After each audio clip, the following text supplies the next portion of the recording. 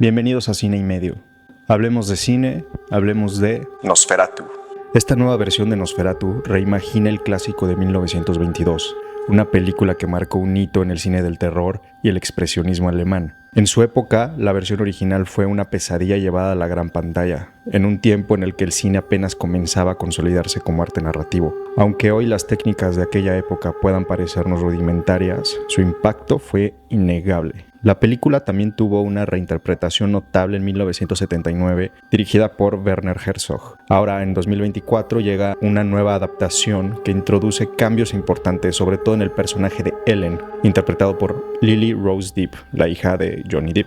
Antes de continuar, una advertencia: hablaremos con spoilers. Si aún no has visto la película, te recomiendo que vayas, la veas y regreses a este punto del video. La película comienza y termina con Ellen. Todo lo que sucede en la historia gira en torno a ella, su mundo interior, sus decisiones y sobre todo su trauma no resuelto. Desde el principio se insinúa que Ellen y el conde Orlok tienen una conexión del pasado, una relación que, según se sugiere, fue de carácter sexual y que Ellen buscó inicialmente. Este evento actúa como la semilla de un trauma profundo que permea toda la narrativa. El trauma de Ellen no solo la consume a ella, sino que afecta a todos los que la rodean.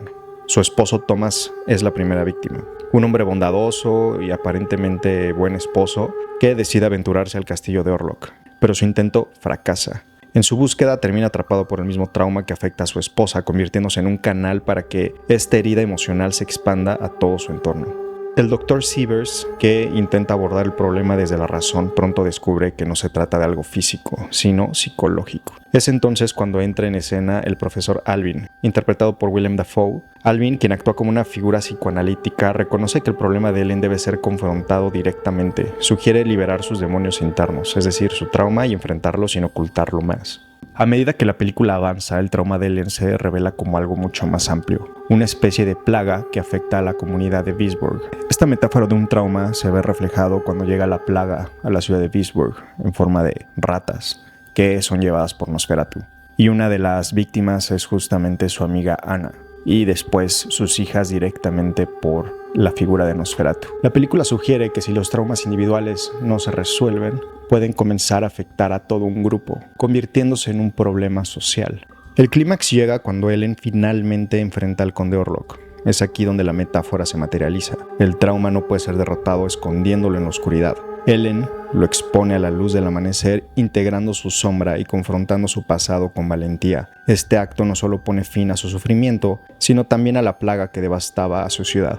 Desde un punto de vista psicológico, varias teorías podrían aplicarse a lo que le sucede a Ellen. Sigmund Freud, por ejemplo, habló del retorno de lo reprimido, donde los traumas o conflictos no resueltos tienden a resurgir o manifestarse de maneras inesperadas. Esto se ve reflejado en cómo el trauma de Ellen afecta no solo su vida, sino también la de quienes la rodean.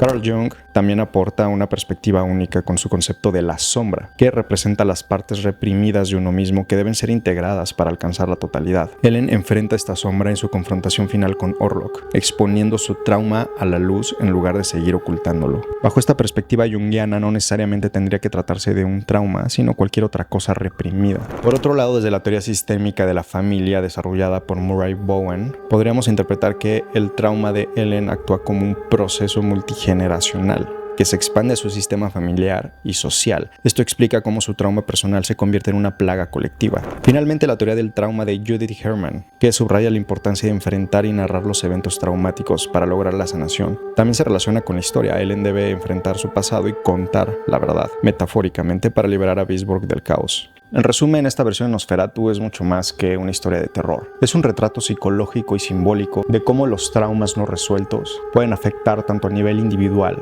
como a nivel colectivo, y de la importancia de enfrentarlos para sanarlos. Entonces dime en los comentarios qué te pareció la película, qué apreciaste tú. No olvides darle like y suscribirte a Cine y Medio para ver más análisis como este.